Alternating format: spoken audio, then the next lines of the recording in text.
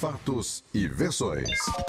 O que vai impactar a sua vida agora no Café com Política. No Café com Política de hoje, a gente recebe o presidente da OAB de Minas Gerais, a Ordem dos Advogados do Brasil, Antônio Fabrício Gonçalves. Presidente, é um prazer recebê-lo. Bom dia, bem-vindo aqui à Super Notícia FM. Bom dia, estou muito feliz de estar aqui na Rádio Super e dizer que estou encantado com a estrutura, com essa interação midiática em que nós estamos no rádio, ao mesmo tempo estamos na internet para o mundo inteiro, e também essa interação com o jornal escrito. Isso mostra a agilidade dos veículos, a interação dos veículos. Isso encanta a todos e é um novo modelo de comunicação, esse modelo cinético, integrado, que o Super propõe. Então, parabéns e uma alegria. Em nome dos 104 mil advogados ativos de Minas Gerais, nós agradecemos essa oportunidade de conversar com a população, de conversar com os nossos colegas advogados também, e dizer que a Ordem é um conselho de classe, mas a Ordem, ela vocaliza as grandes questões da sociedade e acaba sendo o desaguador dessas questões. Por isso, nós costumamos dizer que a Ordem é dos advogados, mas também é do Brasil. É isso aí. E a gente tem também a participação hoje nessa entrevista do nosso Lucas Ragazzi, repórter aqui da Super, também repórter de política do Jornal Tempo. Bom dia, bem-vindo novamente, Lucas. Bom dia, Rodrigo. Bom dia, Delma, presidente. Vamos Bom aí. dia. Pois é. Presidente, eu quero começar essa entrevista com o senhor falando a respeito, talvez, do assunto que hoje esteja na nossa ordem do dia. A gente tem conversado, é quase uma enquete que a gente tem feito aqui no Café com Política, em relação à reforma política. A gente sabe que a OAB sempre tem posicionamentos muito contundentes em relação, como o senhor mesmo disse, às questões nacionais. Então, a gente está falando da questão do voto do chamado distritão em 2018 e 2020, do distrital misto a partir de 2022, que é aquela proposta original que estava tramitando e que até segue a tramitação na Câmara dos Deputados lá em Brasília, falando do fundo de financiamento de campanhas de 3 bilhões e 600 milhões de reais. Qual é o posicionamento da Ordem dos Advogados do Brasil em relação a esse modelo de reforma política que está sendo proposto no país? Nós, há muito tempo, na OAB, nós estamos discutindo para propor uma reforma política, ou, pelo menos, criar bases para a discussão da reforma política. E isso foi criada uma comissão, e essa comissão foi presidida pelo ex-presidente do Conselho Federal, César Brito, junto com o ex-deputado constituinte Aldo Arantes. E essas discussões, elas se deram no Brasil inteiro, o que mostra o acúmulo da Ordem sobre isso. Quando vem discutir reforma política, a Ordem, com suas propostas, encaminha. Existe uma frente parlamentar dos advogados, que não é só composta de advogados. As frentes parlamentares, elas são amplas, mistas. Então, nós temos profissionais de várias áreas que se encantam ou aderem às pautas da advocacia e compõem essa frente. Então, a Ordem tem uma atuação muito grande dentro do Congresso ao longo do tempo, tanto que a OAB já influenciou bastante no sistema eleitoral brasileiro. É só lembrar que, por exemplo, a lei da ficha limpa, uma das entidades que encabeçou essa lei foi a Ordem dos Advogados do Brasil, e que tem muito político ficando de fora das disputas eleitorais por causa da lei da ficha limpa. Então, isso é uma contribuição. Mas talvez a maior contribuição que a Ordem tenha dado até agora com relação à reforma política tenha sido o ajuizamento da ação no Supremo Tribunal Federal, em que proibia financiamento por empresas para a campanha, o que fez com que a última eleição fosse uma eleição completamente diferente em termos de gastos. Só olhar o que foi gasto, quais foram os depoimentos das pessoas em termos de gastos e as próprias declarações colocadas nos portais dos TREs, do TSE, a gente pode ver que mudou o que diz respeito a financiamento de campanha. Talvez isso ajude a depurar o processo político, ajude a fazer com que algumas relações muito estranhas que se davam, talvez isso ajude um pouco a redução do Caixa 2, que acabou sendo um dos grandes problemas da política brasileira, mas, como dito então, há algum tempo a ordem vem influenciando nesses processos. E como ela tem influenciado agora nessa questão da reforma política, principalmente agora já que o senhor falou de gastos, em relação ao fundo de campanha de 3,6 bilhões de reais? Vários presidentes seccionais, e aqui eu cito o José Augusto Noronha, presidente do OAB do Paraná, o Felipe Santa Cruz, presidente do OAB do Rio de Janeiro, e nós mesmos já nos posicionamos. Esse fundo, ele é uma excrescência política para nós. Nós vamos imaginar que, se esse fundo for criado, todos os brasileiros saem devendo R$17. É como se dividisse todo esse valor para cada brasileiro e ficasse para cada brasileiro um valor de R$17 para compor esse fundo.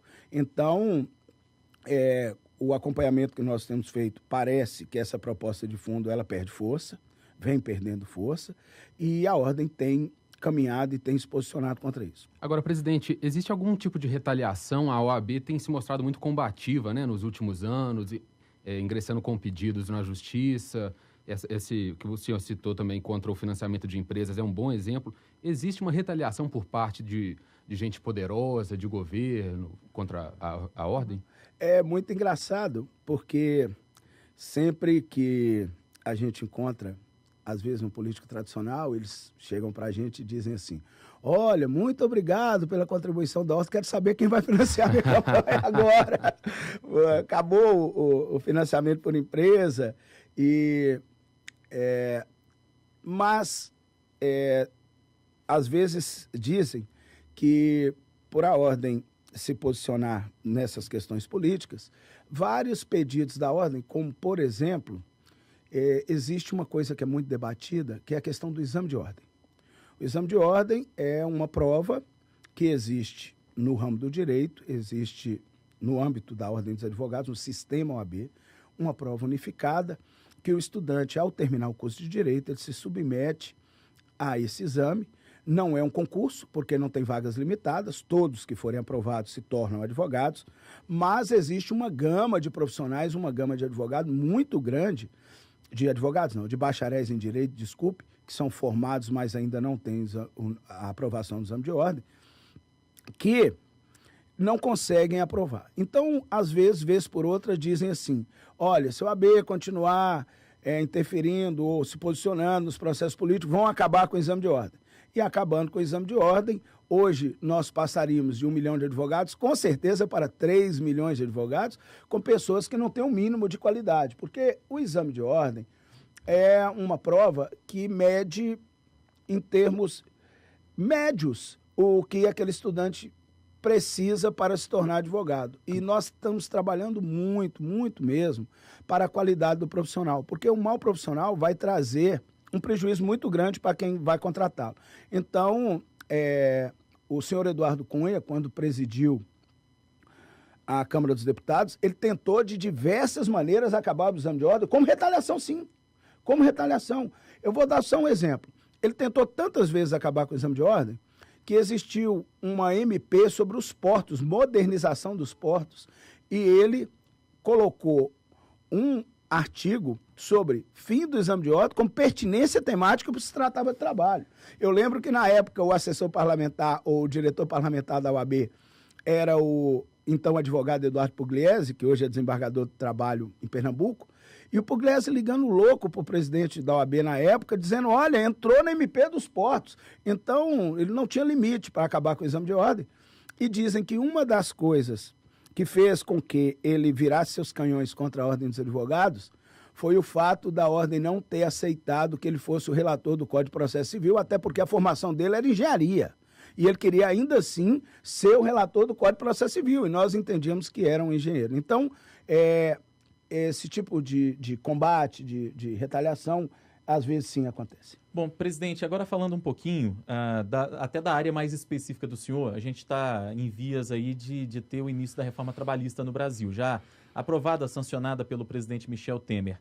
E essa reforma, o governo trata como modernização das leis trabalhistas. Quem se opõe ao governo trata de uma forma diferente e critica aquilo que foi alterado na reforma trabalhista. Na visão do senhor, enquanto advogado que é especializado em direito do trabalho e também enquanto presidente da Ordem aqui em Minas Gerais. Que tipo de avaliação o senhor faz dessa reforma trabalhista? Ela é uma modernização ou ela é nefasta para o trabalhador? Vamos lá. Em primeiro lugar, eu quero alertar a população que deve vir a reforma da reforma. O senador Romero Jucá disse, quando a reforma ia ser sancionada, que virá uma medida provisória que alterará ou deverá alterar alguns pontos da reforma. Então, vamos dividir os temas. Primeiro ponto, a reforma trabalhista, como está, entra em vigor no dia 12 de novembro. Então, a partir de 12 de novembro, uma nova ordem jurídica trabalhista vai se instaurar no Brasil. Eu leciono Direito do Trabalho desde 1998, na PUC. E nós estamos vendo que vários institutos do direito do trabalho, vários pontos históricos com relação à lógica do direito, aos princípios, foram quebrados com essa reforma. O que nós temos que pensar? Primeiro, eu não lembro de uma lei com um impacto tão grande na vida das pessoas ser aprovada em tão pouco tempo. E aí, Rodrigo, o que vai acontecer, o que aconteceu, é que o discurso do governo era o seguinte: ou se aprova a legislação trabalhista para tirar o Brasil da situação que está, ou quem é contra a reforma é contra o Brasil. Algumas reflexões. Primeira, quando o Brasil cresceu 7,5% no PIB, alguns anos atrás, 7, 8 anos atrás, qual era a legislação trabalhista que estava em vigor no Brasil? Exatamente a mesma legislação trabalhista da crise. Então, nós não podemos imputar o direito do trabalho à crise do Brasil. O que faz o Brasil sair da crise e a questão do emprego não é uma reforma trabalhista. São ações econômicas, liberação de microcréditos para pequenas e médias empresas, geração de emprego e renda. E esse discurso entrou como um discurso único, quase único. É claro que teve muita discussão e entidades de muito peso, como a Associação Nacional dos Magistrados Trabalhistas, a Associação Brasileira dos Advogados Trabalhistas, Associação Nacional do Ministério Público do Trabalho, todas essas entidades se posicionaram. A Ordem dos Advogados do Brasil foi frontalmente contra a urgência. Essa urgência fez com que, em dezembro, o governo apresentasse um projeto com 30 artigos e logo depois das férias veio um substitutivo, e esse substitutivo aumentou para 132 e são 201 alterações na CLT. O que nós vamos viver nesse momento é a maior alteração na vida do trabalhador desde 1943, quando a CLT entrou em vigor. Agora, na sua avaliação, não tem que ter nenhuma reforma na atual legislação trabalhista ou, especificamente, essa reforma pesou a mão demais? Demais, esticaram a corda, e isso quem fala, inclusive, são advogados e juristas ligados a empresas. Que tipo de impactos pode causar na vida do trabalhador? O senhor disse que é a maior mudança, mas o senhor poderia dar um exemplo prático do impacto que isso vai ter na vida do trabalhador? Vários. Inclusive, as discussões de inconstitucionalidade a gente pode abordar.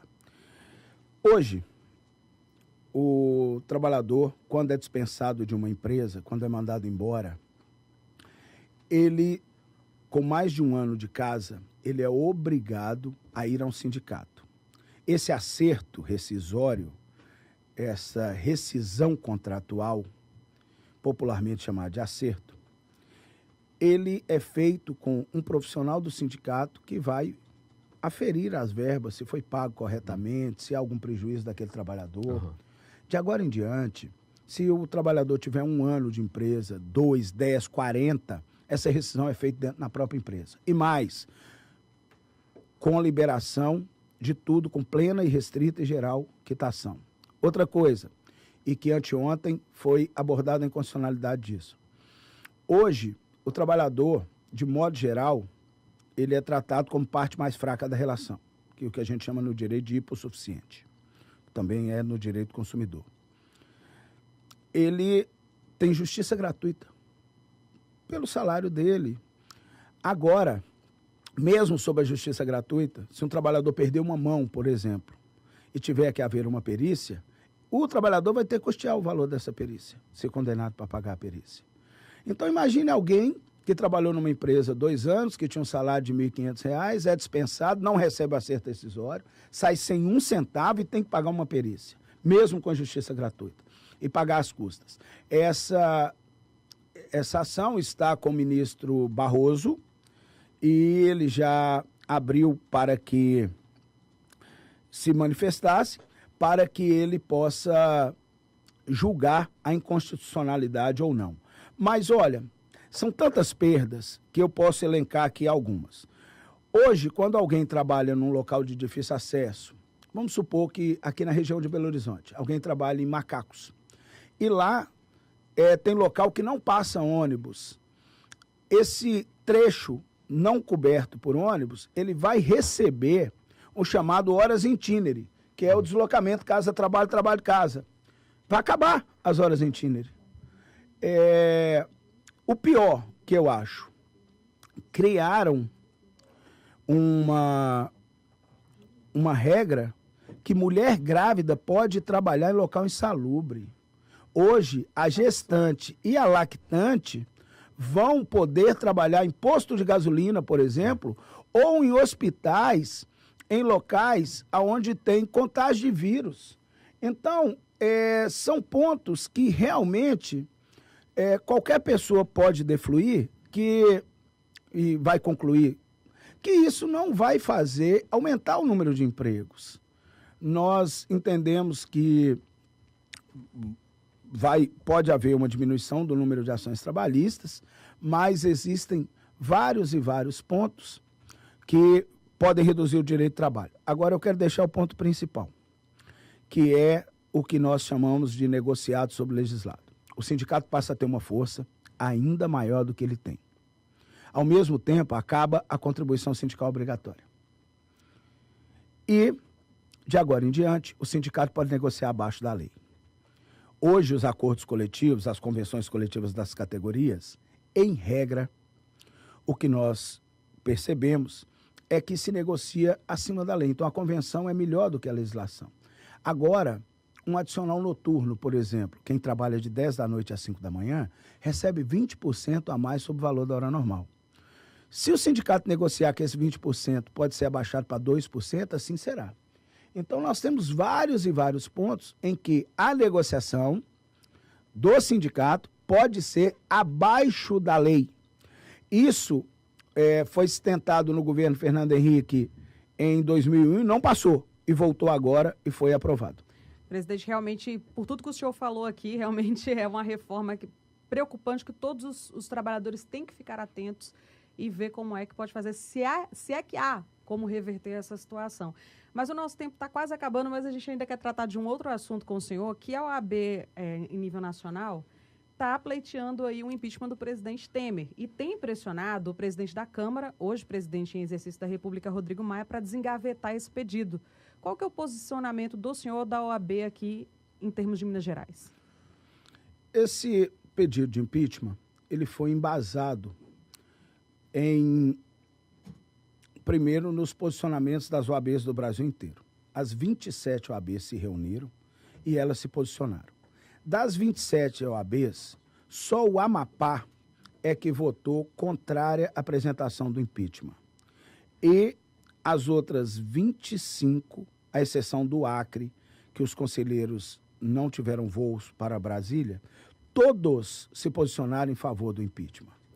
O que acontece? Acontece é que a OAB entendeu, e o voto é muito consistente, do conselheiro Flávio Pansieri, que um presidente da República não pode ter o tipo de conversa e o tipo de relação que teve. Aquelas conversas, todas que o próprio presidente assumiu, elas não são típicas ou próprias de um presidente da República. E a OAB pegou os fatos concretos, incontroversos da conversa, uma conversa à noite, sem registro, e com temas que quebra qualquer tipo de decoro. São 4 pontos que a OAB aponta, e por isso ela requereu o impeachment do presidente da República. Muito bem embasado. Acontece que o ritmo de pauta é do presidente da Câmara. E a OAB já ajuizou uma ação para forçar fazendo com que o Poder Judiciário interfira na Câmara para que esse pedido seja analisado. É o segundo pedido de impeachment numa gestão da OAB, o que é uma coisa completamente fora da lógica, porque nós temos que entender que o pedido de impeachment é algo extraordinário. E mais, o Brasil deve ser o único país do mundo que tem comissão de impeachment. Quando foi julgar ou discutir o impeachment do presidente Temer, analisaram se a comissão do impeachment da presidente Dilma podia ser utilizada, ou seja, comissão permanente de impeachment. É como se o eclipse existisse todo dia. Então, você não sai para ver a lua, você sai para ver o eclipse.